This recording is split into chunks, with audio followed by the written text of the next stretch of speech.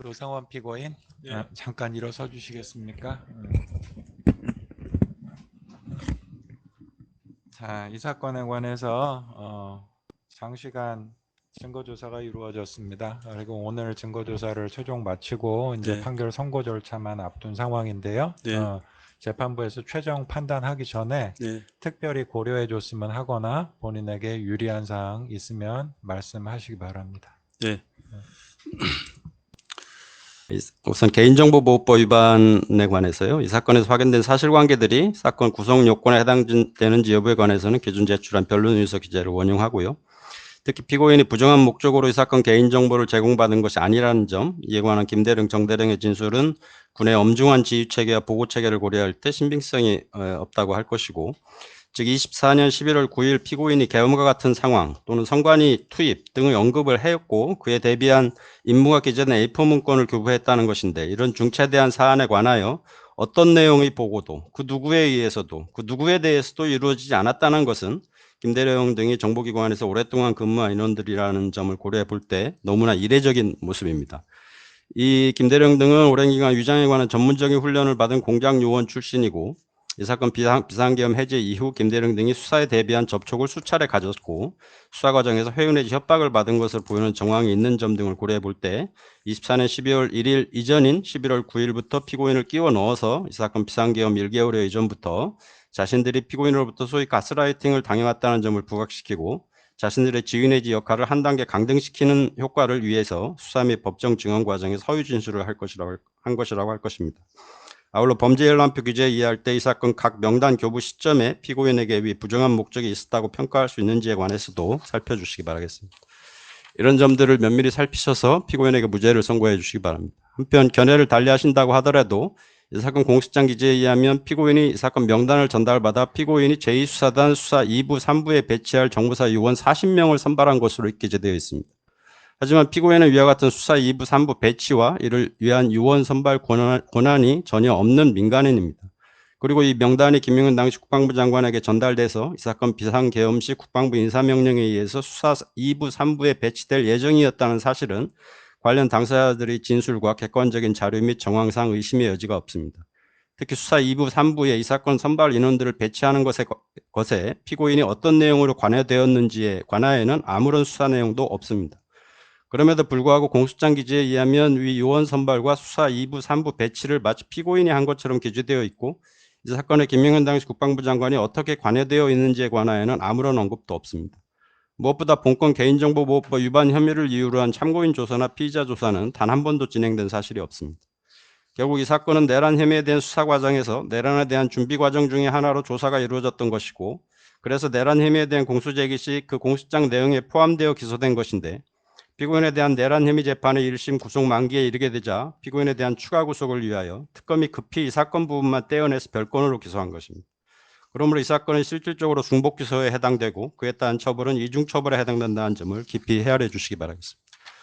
특검은 정보사 공무원이 정보사 요원들의 신상에 관한 정보를 유출시켰던 사건을 언급하면서 이 사건 사안의 중대성을 거론한 바 있습니다.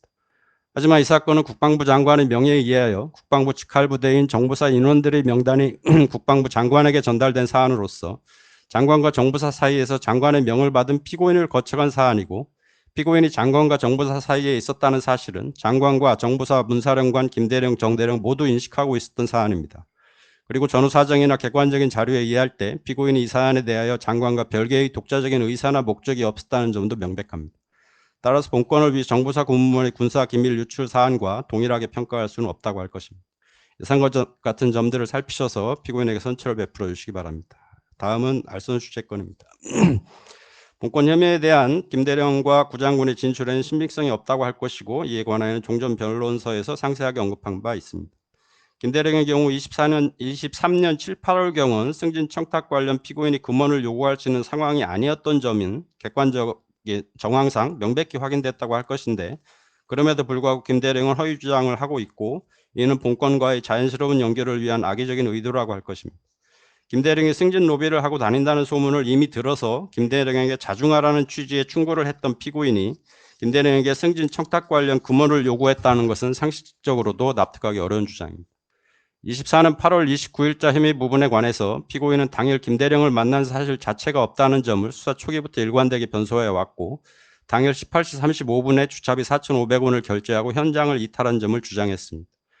김대령이 투썸플레이스 안산 상록주점으로 장소를 특정한 것은 10월경 이후 위 카페에서 피고인과 만났던 사실을 소급해서 끌어온 것이고 김대령은 수사 초기 위 혐의 부분 일자를 제대로 특정하지 못하고 있는데 특히 위 장소에서 피고인이 떠났다는 시간 이후에도 김대령이 1시간 이상 상록수역 인근에 머물렀던 사실이 증인신문 과정에서 밝혀지자 이를 지인과의 텔레그램 통화로 둘러댔습니다.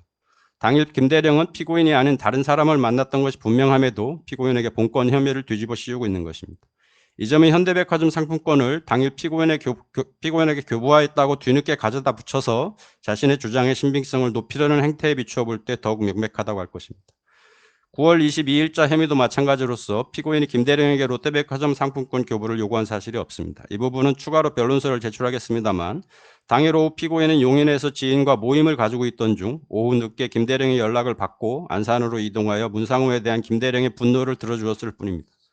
피고인은 정확한 시점을 특정할 수는 없으나 김대령으로부터 롯데백화점 상품권 100만 원을 이 사건 승진 청탁 명목과는 무관하게 교부받았을 뿐이고 아무런 문제가 없는 것으로 여겼기 때문에 이를 안산에 있는 분들에게 사용하라고 준 것이었고 이를 기억조차 못하고 있었던 것입니다.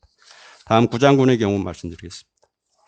피고인은 구장군을 도와줄 만한 아무런 인간관계가 없었고 구장군이 3차 소장 진급에서 탈락한 이유는 구장군 자신이 알고 있었습니다. 그래서 구장군은 그 사실을 김근태에게 스스로 이야기한 바도 있었습니다. 피고인은 이미 수개월 전에 피고인과 근무연이 있던 제작사 소속 인원들로부터 들었던 구장군의 소위 갑질에 관하여 김근태에게 이야기했던 것이고 이런 갑질의 경우 승진 가능성이 희박하다는 자신의 의견을 말했던 것일 뿐이며 안타까워하는 김근태를 생각해서 구장군을 도와주는 척하기 위하여 구장군으로부터 소명 자료를 이메일로 받았을 뿐입니다. 그런데 구장군은 피고인 때문에 자신이 내란 혐의에 연루되기에 이르렀다고 생각한 나머지 자신이 내란 혐의에 관여한 사실이 없다는 점을 부각시키려는 의도로 피고인에 대한 여러 악의적인 주장들을 계속하여 왔고 그 상세한 내용은 종전 변론 요지서로 가름하고 한 가지만 언급한다면 구장군은 문사령관의 재판에 출석하여 증언하면서 부정선거 책자 요약본을 정대령을 시켜 구장군에게 보여주도록 지시한 사람이 바로 피고인이었다고 유증한 점입니다. 이 부분에 관하여 정대령은 문사령관의 지시였다고 증언한 바 있습니다. 본건에서 구장군은 피고인이 공직기관 감사관을 거론하였다고 수사과정 내내 주장하다가 직제에 없다는 점을 의식하여 본 법정 증언에서는 이를 공직기관 감사관이었는지 헷갈린다는 식으로 말을 바꾸었고 공소령을 누가 특정하였는지에 관하여도 수사과정에서 말을 바꾼 바 있습니다. 소명서 관련하여 피고인에게 이메일을 보낸 파일을 삭제한 점에 관하여도 수사과정에서는 이메일을 보낸 즉시 삭제했다고 진술했다가 법정 증언에서는 비상계엄 해제 이후 피고인이 삭제 요구에 따라 삭제하였다고 이것도 피고인에게 불리하게 말을 바꾸었다가 본 변호인이 수사 과정에서의 진술을 제시하자 더 이상 버티지 못하고 증언을 곧바로 번복하였습니다. 특히 이 사건 24년 10월 13일 오전 11시 10분 36초부터 11시 16분 04초까지 5분 28초간 이루어졌던 피고인과의 일반 전화 통화 사실에 관하여는 기억이 나지 않는다거나 예배당에 있었다는 등의 변명으로 일관하였습니다. 피고인과 구장군 모두에게 가장 중요한 날, 가장 중요한 타이밍에 피고인이 구장군에게 텔레그램이 아닌 일반 전화로 연락하여 5분 28초라는 짧지 않은 시간 동안 통화했다는 것은 구장군 주장의 이 사건 금품 교부가 허구임을 증명하는 것이라고 할 것입니다. 이상의 점들을 고려하셔서 피고인에게 무죄를 선고해 주시기 바랍니다. 이상입니다.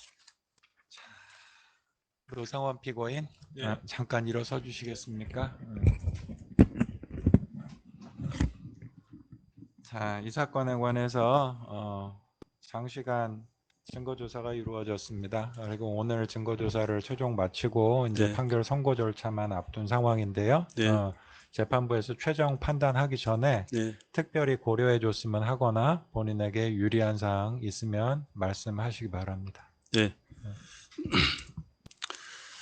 그 개인정보 사건 관련해서 저도 그렇지만 정보사 사령관 그리고 김모 대령, 정모 대령 기소돼서 고초를 겪고 있는 점에 대해서 정말 마음이 무겁습니다.